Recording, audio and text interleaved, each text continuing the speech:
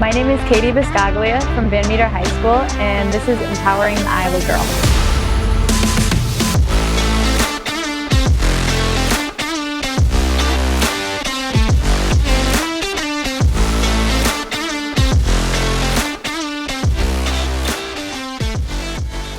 Now, kind of a random question for you, but is gymnastics still an interest for you? I like watching it. Did you know that I started out doing gymnastics? That's what I hear. Yeah. I did gymnastics for I think it was 3 years probably. I don't know. That's just a guess. But I actually have a friend in a couple of my classes who does gymnastics, and she was thinking about going to college for it. So it's kind of fun to follow that, but I think it's cool to watch. Can you still pull a round off, or? I could probably do a backflip. Maybe. If I put some effort into it, I feel like I could. That's impressive. Yeah. That's impressive. And you did a little job shadowing at IGHSAU this fall. How was that experience? That was so fun. That was super cool to see. Obviously you get to be an athlete and see the pretty side of the state tournament, and, you get to experience it. But it's really cool to also see, how things are run and the behind the scenes stuff, and all the work that gets put into putting on, fun state tournaments and stuff. Is sports administration, that's something you want to continue to pursue in college? Yeah, I think so. I'm planning on majoring in sports admin or sports management in college. And I think it'd be really cool to get into a career that is still around wrestling, and especially girls wrestling in Iowa. There's so many new positions and opportunities that are opening up. And I think it would be really cool to be able to stay around that, just because I've grown up in it, and I know a lot of people. So I definitely think that that's something that I'm looking into. And not only growing up in it, but you're one of the main cornerstones, really, of wrestling here and within our state. And so that's awesome. The upside for wrestling is just going to continue to go here within Iowa. Tell us just, where'd you grow up? Where'd you grow up, and a little bit about your hobbies and interests as a kid? Okay, well, I actually grew up in Waukee. I went through the Waukee School District until I was in 6th grade, was my first year here. I have a brother and a sister who both graduated from Waukee, and they both went on to UNI. And then after they graduated from high school, we decided to move to Van Meter. And my dad coached here for a little bit. And, I wrestled in this room for a little bit when it was not sanctioned. So I wrestled on the boys middle school team, and my dad got to coach me, and that was definitely, a learning curve. But yeah, grew up in Waukee. I have a cat. I have 2 cats. I have a dog, and outside of wrestling, I like to paint nails. I like to spend time outdoors, hang out with my friends. When I was younger, I was really big on playing outside with my neighbors. That was my go-to, activity after school. When did wrestling start? Wrestling in junior high against the boys, and that kind of was a big debate back in the day a little bit. But when did you start to think that, I think this wrestling, I've got a future? Yeah, so I grew up around wrestling. My brother wrestled in high school and went on to wrestle at UNI. And I have been around the sport literally ever since I was born. My parents always tell me that they told my siblings that I was going to be born, and then my brother wrestled the next day. And it's always been something that I grew up, and we would go to the tournaments. My dad would coach, my mom would work concessions, my sister was a manager, and they just, good luck, we'll see you at the end of the tournament. And I just kind of grew up around it. And eventually my brother went to go wrestle at the Olympic Training Center.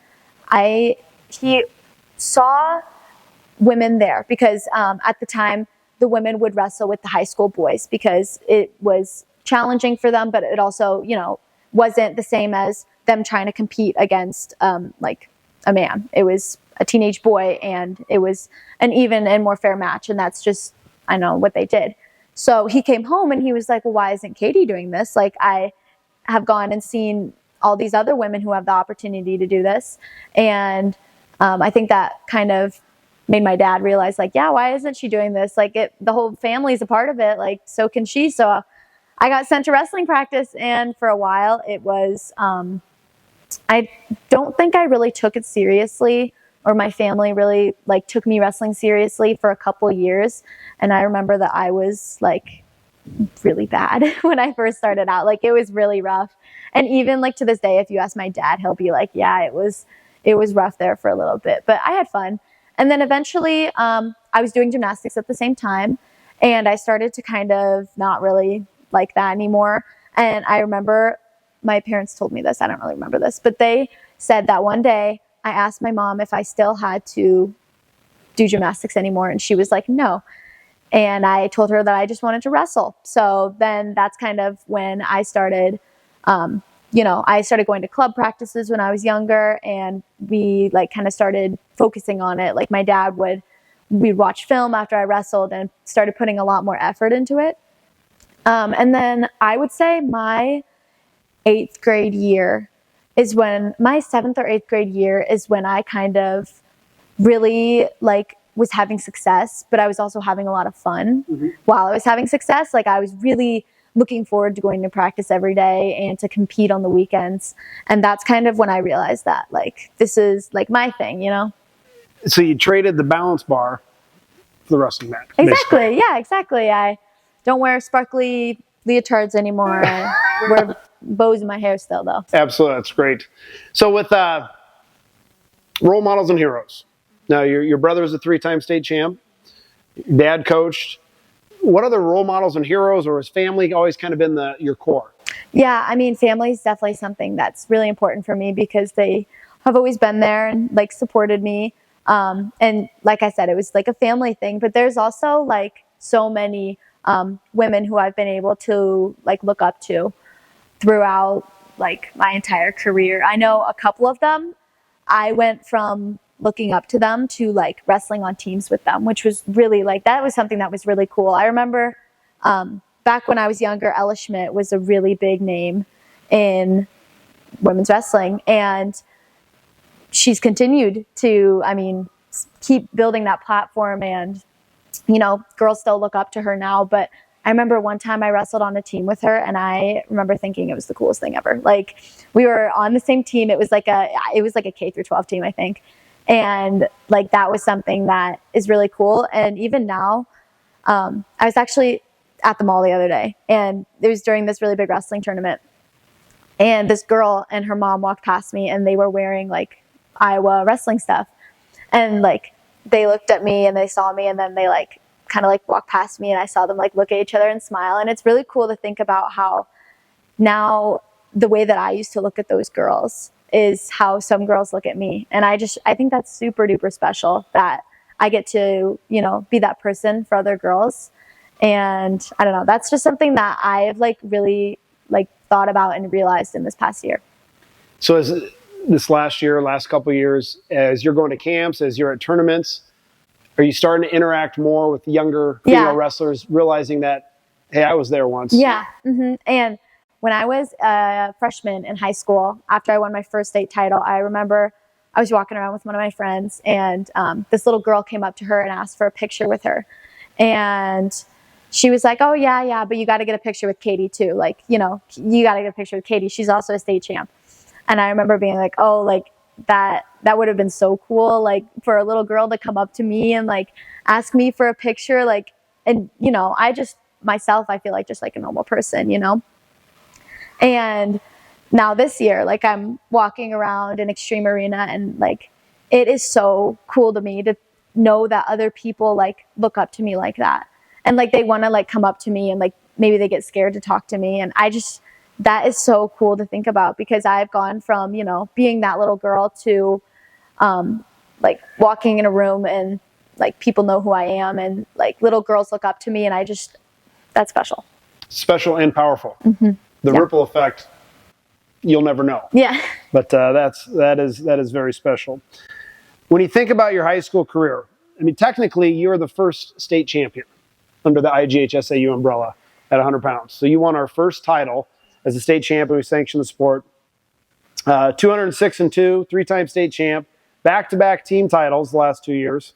Just kind of, I mean, we could spend a whole day on your high school career, but kind of talk us through that experience, starting as a freshman, winning that first title, and kind of coming through those 4 years. Yeah, so when I was a freshman, you know, it was all very new, and nobody knew what anything was going to look like. Nobody knew what the state tournament was going to look like.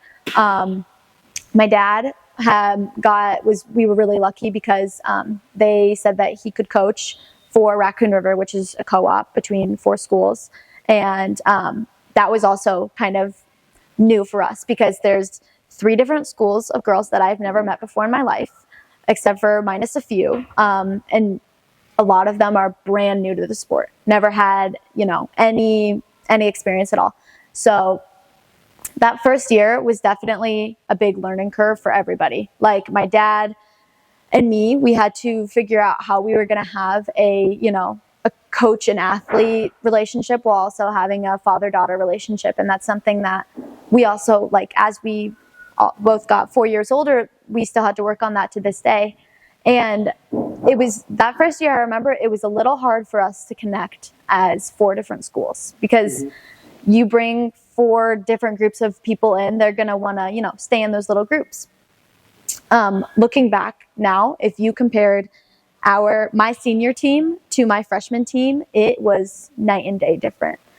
These girls that I have learned to grow a relationship with in 4 years, honestly, like I will be best friends with some of them for the rest of my life. And that is something that is so important to me and that I cherish so much because I have grown so much as a person in the past 4 years. Not just, the wrestling, obviously, that's a very big part of it, but like the individual experience that I had, I learned how to be such a different person and a better person, When I was a freshman, I had, I think, like 5 prior years of experience. I don't know.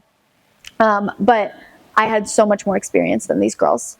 And it's hard for a senior to, get advice from a crazy little freshman like myself who's all over the place. But I had to learn how to, be a teacher and a leader, but also, be an equal, which is something that's not easy to teach. And I know that I definitely got a lot better at it, but I've learned so many things just because of those 4 years and that team that I think are really important and I'll use for the rest of my life. But also just being able to have those success with those girls was a lot of fun, especially when we won that first state title. That was fun because that was one class. Mm-hmm. Yeah, that was one class. Yep. And that was fun because, there wasn't 2 different classes. We were the best. And that was so fun to work for with my girls. I remember, there was times when we needed to come away with, not getting pinned. And that was a win because our girl was able to fight off her back and not get pinned, and we can still build each other up for that. But being there for each other and getting to celebrate together, getting to be sad together when we lost, that's something special. Your skill level, like you said, you were ahead of a lot of these girls, but because of that, it sounds like it forced you to really work on your leadership skills. Mm-hmm. Yeah. As maybe a not direct consequence of it, but when you look through that, growth as an athlete, growth as a teammate, but most importantly, growth as a person. Yeah. And so that is definitely a learning curve, and you articulated that so well because that's tough. It's tough for seniors to be humble and recognize, but yet it's also hard to be humble as a freshman. Yeah. And no. Did you have a hard time with finding competition within the room sometimes those first couple of years, or? So the first couple years I would just, wrestle. So Callista Rhoda, she won state this year. She's the same age as me, and we were a couple weight classes apart. Honestly, we built off of each other so much. And she was one of my main partners those first couple of years just because she's been wrestling about as long as me. I think she might have taken a couple of years off in the middle somewhere, but she was one of those who also had some prior experience. And it was really having to build off each other. And, there's sometimes where you're going to have to give up some things just because of, we don't have all the resources in the world in this wrestling room. But that was something that I don't know if I would have been as successful as I was without her. Was there a pivotal moment or an event in the relationship with your dad as a coach and you as an athlete that kind of forged that father-daughter, coach-athlete relationship, or that built upon it? I don't think there was a pivotal moment, but, that's something that you have to have a balance, right? And I think it took us a little bit to learn that, like, there are times when you need to be dad, and there's times when I need to be daughter, not athlete.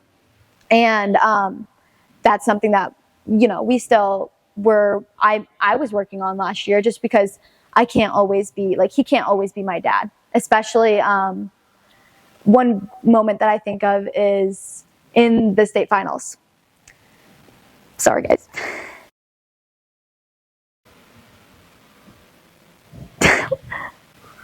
Will you go give me the tissues? Yeah.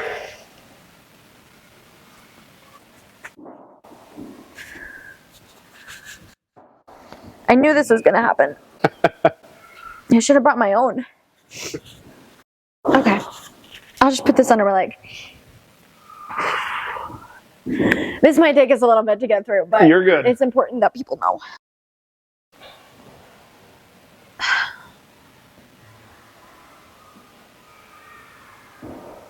Okay. Well, like I was saying, one of the moments that I can think of where you have to know when it is appropriate to be, you know, dad, or when it's appropriate to be coach, is after the state finals. You know, we had our moment, and then Addie McGinnis, who is our 115-pounder, had to go wrestle and had to go, you know, have her moment. And he had to go from, you know, grieving with me to coaching her and being really excited for her, because that was awesome that she was able to do that. And that he was able to be excited for her. And that was, you know, something that I look up to him a lot for, because that is something that, you know, would be hard for me to do if I was in that position. And to put a positive on this, how much positive feedback did you get after that? I mean, it's obviously you wanted to win it, Yeah, right? yeah. But at the moment, and Ben and I were at the awards podium when the match was happening, and as soon as it, and this is how I'm wired, as soon as it done, I just looked straight at you. And I was like, how's she going to respond to this? And you just walked us into the mat, you shook the hand, you went out, you came back, and you took a seat.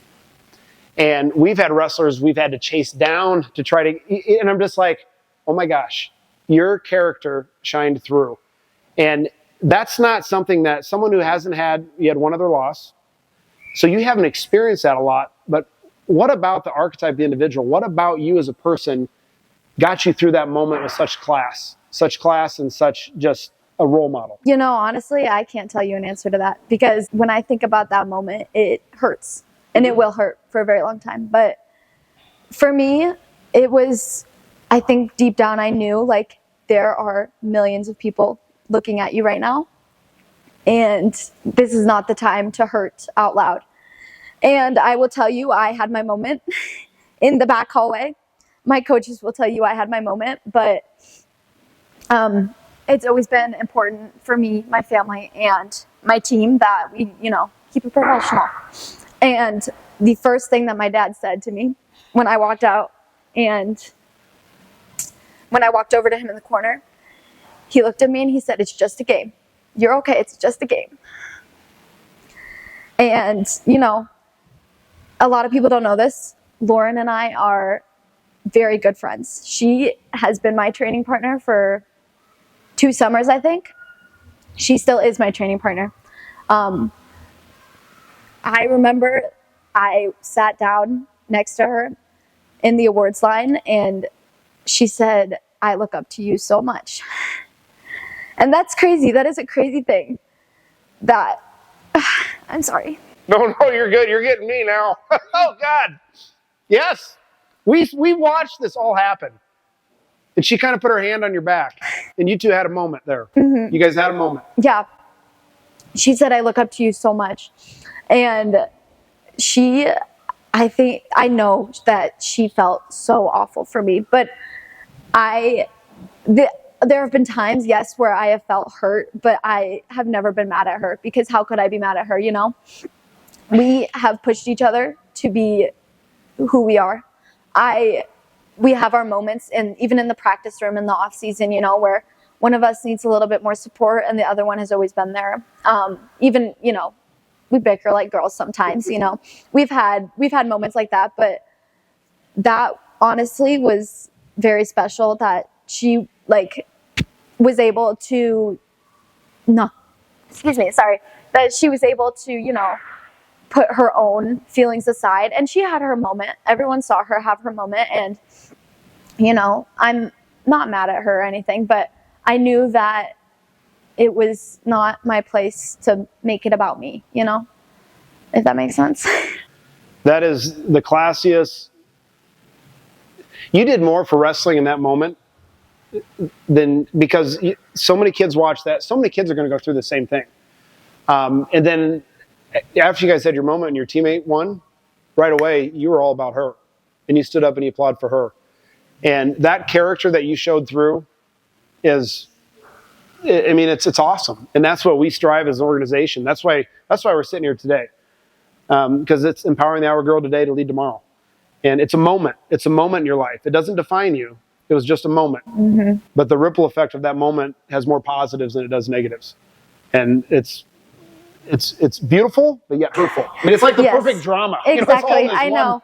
Yeah. I know. I told someone that I felt like it was poetic in a way, and I felt like it was always going to happen. Like, that was just, you know, I felt like it was supposed to happen. As much as I never wanted that to happen, and I could say that I never envisioned that happening, but let me tell you, like, that was like my worst nightmare for 4 years, and you know, we live to tell the tale. So yep.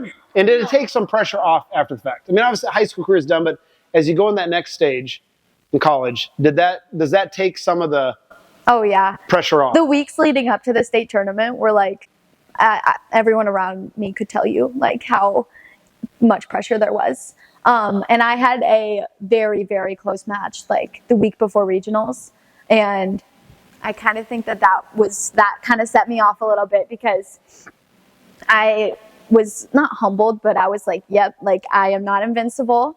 There are going to be, you know, I'm beatable. And there was a lot of pressure, and it went away. It was replaced by something else, but yeah, definitely ready to move on though. Did you get a phone call? And if you don't want to talk about that, if that's a private call, that's great. But I mean, from Coach Gable. Yeah. Coach Gable called me, and he was like, you know, it hurts and it sucks, but you got to keep going. Like, you got to keep working. And he said, you will never let that happen to you again. And I can tell you that I will do everything in my power never to let that happen to me again. But that meant a lot, because, I mean, everybody saw. And, you know, there's two stories there. There is the girl who, you know, beat the almost impossible odds. And then there's the other half of that, because someone always wins and someone always loses. And it was special to me that a lot of people recognized, you know, how I felt in that moment too. And obviously, like, it's not all about me. And, you know, I'm not going to sit here and like make it a big deal because the sun rose again. But it was really special that he reached out to me and called me and talked to me. It made me feel a lot better. Follow side of that, when you won a gold medal for the United States, how about that? Oh yeah, that was a lot of fun. I think it was my freshman summer. And I got the opportunity to go wrestle for the United States in Brazil, and represent, you know, my school, my country. And that was so much fun. I have made some of like the best memories I made on that trip. Yes, it was a wrestling trip, but I got to see Christ the Redeemer. I think it's called Sugar Hill. Christ the Redeemer. Yep. I got to, you know, see the ocean. We trained in Florida for a couple days, and I did it all by myself. You know, I was with my team, but my parents didn't come with me. So I got some life experiences from that. And I have made friends on that trip that I still connect with now. I actually invited them all to my grad party, and they're like from all over, you know, the United States, and they're like actually thinking about coming, which will be a lot of fun. That's great. Yeah. But, I mean, I saw some of them this weekend. I was out competing in Vegas, and we go to some of the similar tournaments, and it's always fun to like catch up with them and see them. And see how they're doing. But yeah, that was so much fun. Would you like to compete for the United States again? I would love to. If I was given the opportunity, I would love to. That was a lot of fun. I got a feeling you're going to make your opportunity there. When you look at the college experience now, Grandview, North Central, Simpson, and Wartburg. Now, as an Wartburg alum, go Knights. You made the right choice. Yeah. But sorry, you can edit that out, Ben. But yes, how was the recruiting experience? Because it's unique in NCAA for women because it's just one. There's not Division 1, 2, and 3. It's just one division. The recruiting experience was way different than I'd ever imagined, and I'm glad it's over because it was stressful. You know, I am lucky enough to have a lot of different opportunities handed to me, and I talked to a lot of people. I went on different visits, and I met a lot of really cool people, and I got to see a lot of really cool places, and I'm really lucky to have that. But I am super excited for Wartburg next year. Brady and Gunnar, the coaches there, and Sammy, and they have already gotten the opportunity to work with me a little bit in these past couple tournaments. And I'm so excited for the next 4 years. But it was definitely a really hard decision. There are so many opportunities, especially in Iowa, luckily, for women. And there were times when I was really torn about, what I should do, but I'm really happy with my decision. What advice would you give a high school kid just maybe coming in their sophomore year, that recruiting thing started to pick up? What advice would you give them? I would say that you need to try to connect with coaches. For women, there are opportunities in the summer and in the off season where you can go work with those college coaches through, national tournaments and Team Iowa stuff. But I think it's really important just to reach out, they're not going to know who you are, and they're not going to know that you have an interest in pursuing a collegiate career unless you reach out to them and you make it known who you are. So that's probably the biggest thing I'd say. What motivates you? I mean, here's Katie, the rest, but what motivates you? What gets you in the room? What gets you working? What motivates you? I feel like this is a question that could have many different answers depending on the day, Yep. Sometimes wrestling is an outlet for me. Moving my body makes me feel good. And, if I'm having a rough day, I can go have a tough practice and I'll feel better at the end of it, and other times it's just knowing that I have opportunities that others don't and going and taking advantage of them. My friends, really. I have, like I said, I made some of my best friends through, wrestling and going to practice and seeing them every day. I mean, that's it's friends that go to other schools. So when I go to practice, that's when I get to see them. So, it's easier to do hard things if you do them while you're having fun. And that's something that my team was really good at, and we still are really good at in the off season. So that's probably one of the bigger things that motivates me. Do you have a mantra, or is there something you tell yourself before a match or in the moment, or when practice is getting tough? I don't know. I've never thought about that. I feel like sometimes I just I don't know. I just do it. I've been doing this since I was young, and actually I do have one, but I don't know if you're allowed to put it in. Sometimes I just have to remind myself that there's boys in the room and that I am working harder than them, and that girl boss, I got this. Absolutely. Yeah. Absolutely. What would you tell your 10-year-old self? What you've gone through up to this point? What would I tell my 10-year-old self? It's going to suck sometimes, but it's going to suck a lot sometimes, but the good parts are good. And, it's given me my family. It's given me friends. It's given me, it's who I am. So have fun. Try to have fun while you're doing it. Mental health is a big thing within society, but obviously in athletes. And when you think about some of those tough times, ups and downs throughout high school, I mean, just not only in the competing in the room or on the mat, but also just being a high school kid. What advice would you give a young female athlete about how do you balance mental health, school, competing? So there were a couple times in my high school career where I really did struggle. And for a while there was I was having serious thoughts, do I even want to do this after high school, which is crazy for someone to hear from me. But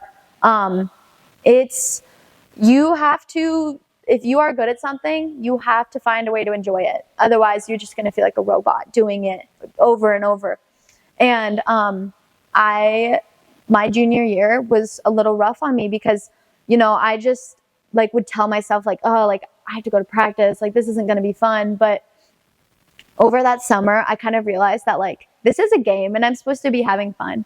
And sometimes you do need other people to remind you of that. And my friends and my family and, are really good at lifting me up. And especially if I just need a little extra reminder of that. But you have to be able to love what you do. And that's something that now I do. I do love what I do.